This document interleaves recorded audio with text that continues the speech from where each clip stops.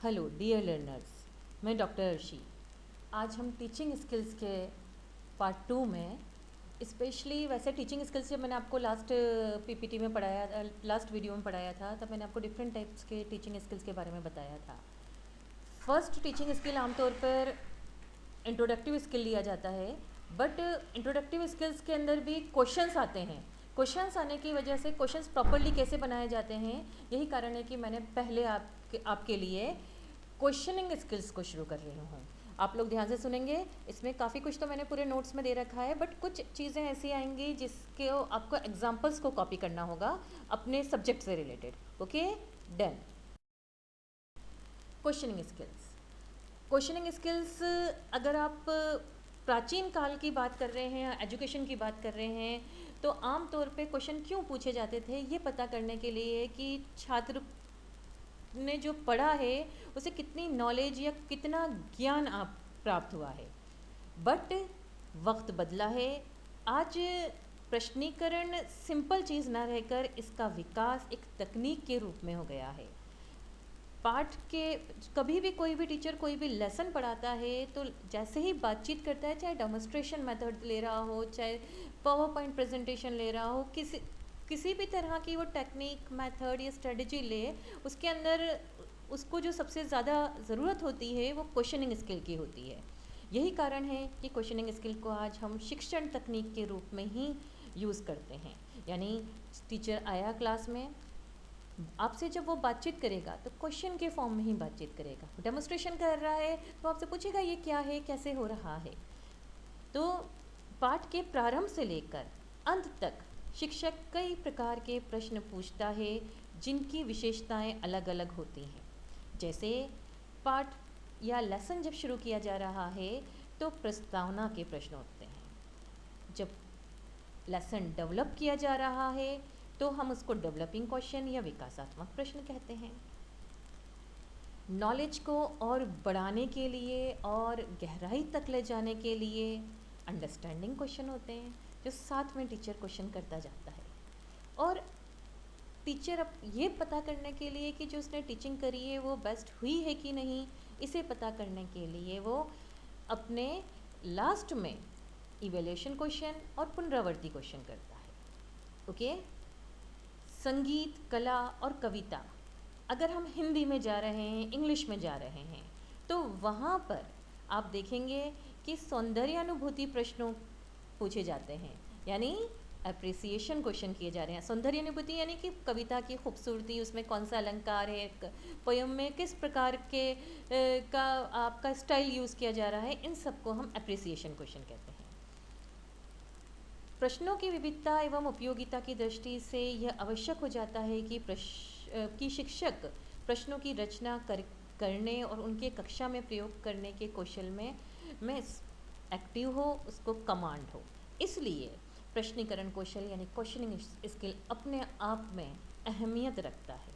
अगर आप सिंपल बात करें तो मैं तो आपसे ये कहूँगी कि टीचिंग स्किल का अगर बैकबोन है, यानी कि रीढ़ की हड्डी जिसके बिना कोई ढांचा नहीं खड़ा होगा, वो क्वेश्चनिंग स्किल ही है, प्रश्नीकरण कौशल। तो ध्यान से सुने,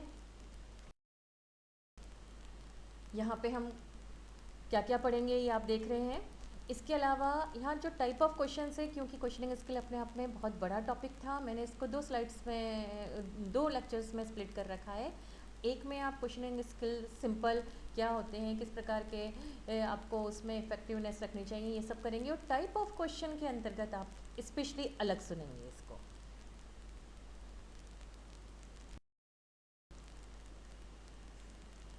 ध्यान से देखिए quotation. I keep 6 honest serving man, they taught me all I knew, theirs name are what, why, when, how, where and who. यहाँ आपको बात क्लियर हो गई होगी कि किसी भी टीचर के पास अपने कुछ स्पेशल औजार होते हैं जिसमें वो अपने ये पता करने के लिए कि उसने कैसे पढ़ाया है, व्हाट, व्हाई, व्हेन, हाउ, ये सब चीज़ें यूज़ की जाती हैं। ओके। कुछ फैक्ट जानकर आपको ताज्जुब होगा। On an average a teacher ask 400 question in a day, that's 70,000 in a year. यानी एक क्लास के अंदर जब टीचर पढ़ाता है तो वो इतने ज़्यादा क्वेश्चन करता है। क्यों कर रहा है? क्योंकि सबसे पहले तो वो अपना लेक्चर शुरू करने के लिए करता है, फिर ये पता करने के लिए कि मेरा लेक्चर समझ में आया कि नहीं आया, अंडरस्टैंडिंग क्वेश्चन, डेवलपिंग क्वेश्चन, अलग अलग तरह के क्वेश्चंस का यूज़ करता है। 1/3 of all teaching time is spent on asking question, यानी कि अगर आप सोचें तो एक तरह से इंटरेक्टिव क्लास में टीचर जब पढ़ा रहा है तो 1/3 तो सिर्फ वो क्वेश्चन के साथ ही अपना समय निकालता है। Most questions are answered in less than a second, और जनरली सबका आंसर कुछ सेकंड में ही प्राप्त कर लिया जाता है। Introduction of questioning skill. क्या है क्वेश्चनिंग स्किल? क्या है क्वेश्चन? जनरल लैंग्वेज में जैसे ही मैं आपसे कहूँगी क्वेश्चन क्या है, आप कहेंगे जिसके अंदर इंटरोगेटिव फॉर्म होती है, दैट इज़ अ क्वेश्चन। बिल्कुल सही बोल रहे हैं आप। इसमें यही कहा जा रहा है कि आप ऐसे सेंटेंस को जिसमें इंटरोगेटिव फॉर्म या फंक्शन है उसको ही आप क्वेश्चन कहते हैं। दे आर इंस्ट्रक्शनल क्यूज और stimuli that convey to student to content element to be learned and direction on what they are to do and how they are to do it. यानी ये एक instructional clue है, यानी कि आप क्या कह सकते हैं इसे, ये उद्दीपक का भी काम करता है।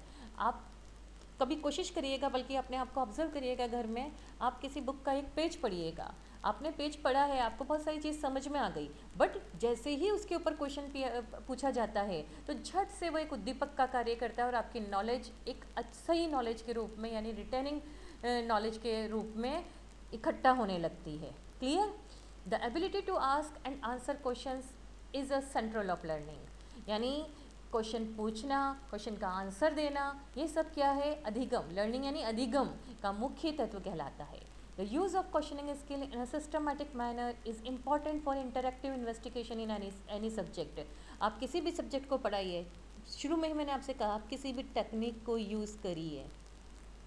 आपको जब भी अंतःक्रिया करनी है टीचर्स स्टूडेंट्स के बीच में, स्टूडेंट्स टीचर्स के बीच में, वहाँ पे ये इंटरेक्टिव फंक्शन करेगा क्वेश्चनिंग स्किल।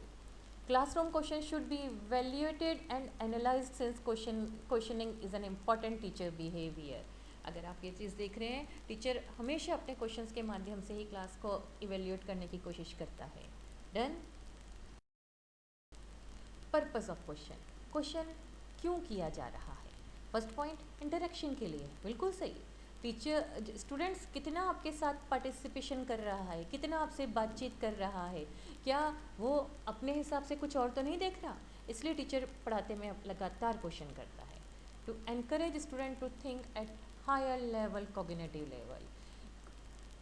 जैसे मैंने आपसे कहा कि अगर आप कुछ भी पढ़ लें, एक पेज पढ़ लें, 2 पेज पढ़ लें, आपने बहुत ध्यान से भी पढ़ा है, बट जैसे ही आप क्वेश्चंस उसके बारे में आपसे क्वेश्चन किया जाएगा, आप जब उसका आंसर देने लगेंगे तो कहाँ पहुँचा रहा है क्वेश्चन हमें? हायर कॉग्निटिव लेवल पर। To motivate to search for new information, student को इसलिए प्रोत्साहित करता है कि उसे नया ज्ञान मिल सके, क्वेश्चन ही प्रोत्साहित करेगा। To arouse the students' interest and their curiosity in the topic of instruction, to develop student active way of thinking and learning। यानी टीचर अगर लगातार क्वेश्चन कर रहा है, बीच बीच में इंटरेक्टिव लेक्चर अपना बना रहा है क्वेश्चन के माध्यम से, तो क्लास एक्टिव क्लास के फॉर्म में रहेगी आपकी। यहाँ पे हम देख रहे हैं कि कौन कौन से गुड कैरेक्टरिस्टिक्स रहेंगे आपके यहाँ पर क्वेश्चंस के फॉर्म में।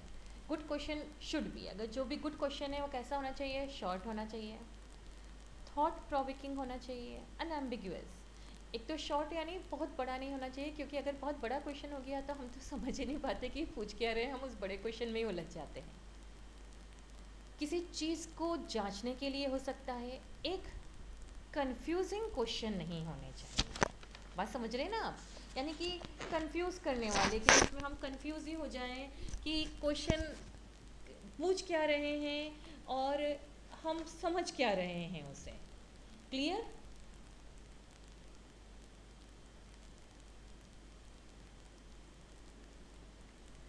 नेक्स्ट कहा जा रहा है कि क्वेश्चंस कैसे होने चाहिए? रिलेवेंट होने चाहिए। रिलेवेंट यानी जो हमारा कंटेंट है उससे संबंधित होने चाहिए। और यदि शिक्षक को अपने कंटेंट का पूरी नॉलेज नहीं है तो क्या करेगा? वो स्टूडेंट्स को अनावश्यक बातों में डाइवर्ट करने की कोशिश करता है। इसलिए सबसे पहली चीज़ तो जब भी आप क्वेश्चन पूछते हैं आपको अपना जो भी कंटेंट है जिसको भी आप पढ़ाने जा रहे हैं, यानी कि जो भी पाठ्य वस्तु पढ़ाने जा रहे हैं, उस पर कमांड होना चाहिए। और अगर आपका उस पर कमांड है तो अपने आप रिलेवेंट क्वेश्चन ही करेंगे आप। Next, related to the objective, बहुत इंपॉर्टेंट पॉइंट है। और ऑब्जेक्टिव्स को लेकर मैं आपको ख़ास तौर से अलग से एक आपके लिए वीडियो लेक्चर मुझे देना होगा। रिलेटेड टू द ऑब्जेक्टिव्स का मीनिंग है जब भी टीचर क्लास के अंदर आता है तो कुछ ऑब्जेक्टिव्स को लेकर आता है, यानी कि कुछ उद्देश्य बनाकर आता है। और वही कहता है कि मेरा अगर मैं ये पढ़ा रहा हूँ तो छात्र को इसका ज्ञान हो सकेगा, इसका अवबोध हो सकेगा, इसका उपयोग लाइफ में ऐसे कर सकेंगे। यानी उसने जो अपने ऑब्जेक्टिव्स बनाए हैं अपने टॉपिक के, उन टॉपिक से रिलेटेड होना चाहिए। इवन हमें अपने टीचिंग प्रोफेशन के अंदर जो ऑब्जेक्टिव्स लिए गए हैं उसके अकॉर्डिंग क्वेश्चंस भी उन ऑब्जेक्टिव्स के अकॉर्डिंग ही किए जाते हैं। क्लियरली स्टेटेड, सीधा साफ भाषा में होना चाहिए। भाषा यानी कि लैंग्वेज बहुत ज़्यादा कॉम्प्लेक्स नहीं होनी चाहिए। दूसरा, जो स्टूडेंट्स आपके सामने जिस एज ग्रुप के बैठे हुए हैं उनके अकॉर्डिंग होना चाहिए। शैक्षिक योग्यता के अनुरूप होना चाहिए, यानी कि जो जिस तरह से स्टूडेंट्स की जो क्लास है उनके अकॉर्डिंग होना चाहिए। स्ट्रेट फॉरवर्ड रहने चाहिए क्वेश्चंस यहाँ पर। नेक्स्ट हम यहाँ कह रहे हैं कि यानी सीधे, ज़्यादा घुमाए हुए नहीं हो, कॉम्प्रिहेंसिव होने चाहिए, प्रॉपर कॉमन वोकैबुलरी यूज़ होनी चाहिए। वोकैबुलरी ये नहीं कि आप बहुत टफ वाली वोकैबुलरी यूज़ कर रहे हैं यहाँ पे, एक कॉमन जिसमें छात्र उन वोकैबुलरी को समझ के आपको आंसर दे सके प्रॉपरली। डन और प्रॉपरली डायरेक्टेड होने चाहिए। कौन से क्वेश्चन ऐसे हैं जिन्हें हमें अवॉइड करना चाहिए, आम तौर पर पूछना ही नहीं चाहिए? क्यों ऐसा हो रहा है? देखिए, अब बात समझिएगा। Avoid tricky questions and those that require yes और नो, क्योंकि यस और नो में क्या होता है, कई बार कन्फ्यूज़न होता है। वैसे क्लास में टीचर कई बार क्वेश्चन पूछता है यस और नो का, बट आप लोग अपने लेसन प्लानिंग के टाइम इस चीज़ का ध्यान रखें कि यस और नो के क्वेश्चंस नहीं पूछें, क्योंकि ये आपको प्रॉपर आंसर नहीं देता है। अजम्पशन नहीं होने चाहिए, यानी कि ऐसा क्वेश्चन नहीं हो जिसमें संभावनाएं हों, और संभावनाओं के साथ आप लोगों के लिए आपका आंसर आना मुश्किल हो जाएगा। मल्टीपल क्वेश्चंस, यानी एक ही क्वेश्चन के अंदर बहुत सारी चीज़ें नहीं होनी चाहिए। उसके अलावा जैसे आप समझिएगा, जैसे एक एग्जांपल दे रही हूँ, ये लिख भी लें, क्या प्रमुख ऋतुएं 3 हैं? क्या ये सही क्वेश्चन है? नहीं, आपने अपने आंसर को ही यहीं दे दिया है। क्लियर? और ऐसे ही कहा जा रहा है कि प्रश्नों की भाषा अस्पष्ट ना होकर सिंपल हो, क्लियर हो, और विषय सामग्री जो आपने ली है, यानी कि जो आपने कंटेंट लिया है, वो शॉर्ट में होना चाहिए। जैसे अपने देश भारतवर्ष के बारे में बताइए, ये क्या है? यानी कि इस प्रश्न में अनेक जानकारियाँ मिल रही हैं, यानी कि बहुत सारे मल्टीपल आंसर्स हैं। आपने कहा अपने देश भारतवर्ष के बारे में, यानी इंडिया के बारे में बताइए, तो इसके अंदर तो इंडिया की इकोनॉमिक कंडीशन, इंडिया की सोशल कंडीशन, पॉलिटिकल कंडीशन, बहुत सारी चीज़ें आ जाती हैं। इवन जियोग्राफिकल कंडीशन, बहुत सारे मल्टीपल आंसर्स आ रहे हैं। तो ऐसे क्वेश्चंस को आप अवॉइड करिए बिल्कुल। डन। इसके अलावा एक और मज़ेदार चीज़, प्रश्नों की भाषा व्याकरण की दृष्टि से अशुद्ध ना हो, यानी कि आप ग्रामेटिकली उसको बहुत प्रॉपरली करें। जैसे लड़कियां क्या कर रही हैं, पेड़ों पर कैसा पत्ता है, ये गलत क्वेश्चन है। पेड़ों पर कैसा पत्ता है, पत्तियां होंगी कि पत्ता होगा? क्लियर? आगे चलते हैं। How do I ask question effective questions? इसके लिए एक बहुत अच्छा सा वो बना है, आप देखिए APPLE यहाँ पे हम यूज़ करेंगे। कैसे यूज़ कर रहे हैं ज़रा ये समझिएगा। ये एक तरीका है आपके लिए, शॉर्टकट तरीका, कि आप इसे याद रखें कि आप क्वेश्चंस कैसे पूछ रहे हैं। A for ask the question should be prepared in your lesson plan in advance. आप थोड़ा सा रेडी करके आएँ कि मुझे इस छात्र से कैसा क्वेश्चन पूछना है, क्योंकि अगर आपका क्वेश्चन गलत जगह पे चला गया तो आप अपने टॉपिक से डाइवर्ट हो जाएंगे। पोज, आप क्वेश्चन को इतने शांतिपूर्वक धीरे धीरे पूछो, ऐसा भी नहीं कि बहुत ही धीरे पूछ लें, इतने धीरे पूछें कि कम से कम स्टूडेंट को आपकी बात तो समझ में आए। 3 to 5 सेकंड्स आप इसमें ले सकते हैं। Pick, pick on a learner by a name to answer. हाँ, जब आप स्टूडेंट को क्वेश्चन के लिए, जब उन्होंने अपना हाथ खड़ा करा है या रेज करा है हैंड, तो उस वक्त आप बहुत शांत, मतलब नाम लेके करें। क्योंकि क्या होता है, अगर टीचर कहता है आप, तो स्टूडेंट कंफ्यूज हो जाता है कि कौन, और टीचर का आंसर देने में तो वैसे ही वो मूड में रहते हैं कि पहले आप, पहले आप। तो यहाँ आप डायरेक्ट स्टूडेंट का नाम यूज़ करेंगे। Listen, L for listen. यहाँ पे listen to the answer, make eye contact with the learner, provide effect word. मतलब जब भी आप स्टूडेंट्स का आंसर सुन रहे हैं तो आप बहुत ध्यान से सुने और कोशिश करें कि आप लोगों का आई कांटेक्ट हो properly. Expound and explain the learners answer. और जब उसने आंसर अच्छा दिया है तो आप बहुत प्रॉपरली तरीके से उसे एक्सप्लेन करें।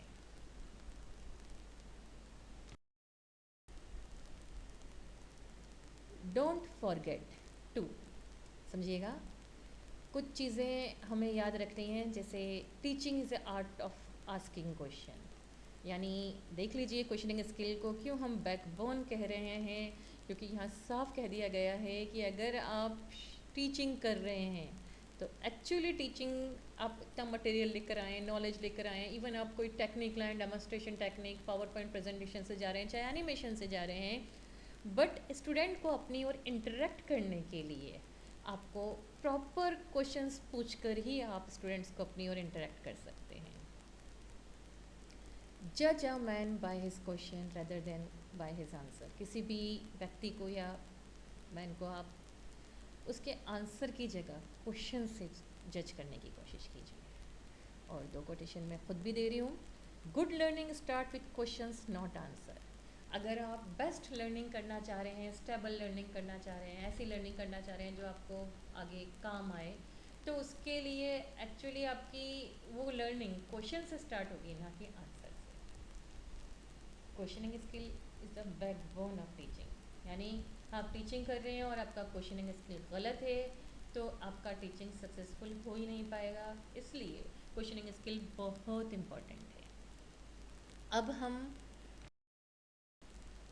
अगर आपको कुछ क्वेश्चन हो तो आप मेरे से अपने ग्रुप में पूछ सकते हैं। और अब हम जा रहे हैं नेक्स्ट, अपनी नेक्स्ट वीडियो पे अपन जाएंगे, क्योंकि मैंने शुरू में आपको बता दिया कि मैंने 2 पार्ट में स्प्लिट कर दिया है। टाइप ऑफ क्वेश्चन को मैं आपको नेक्स्ट वीडियो में एक्सप्लेन करना चाह रही हूँ। उसमें आप बाकायदा पेपर पेन लेकर बैठें, क्योंकि क्वेश्चंस के टाइप का डिस्क्रिप्शन मैं आपको एग्जाम्पल के थ्रू दूंगी और वो आपको अपने सब्जेक्ट वाइज लिखना होगा। Okay, done.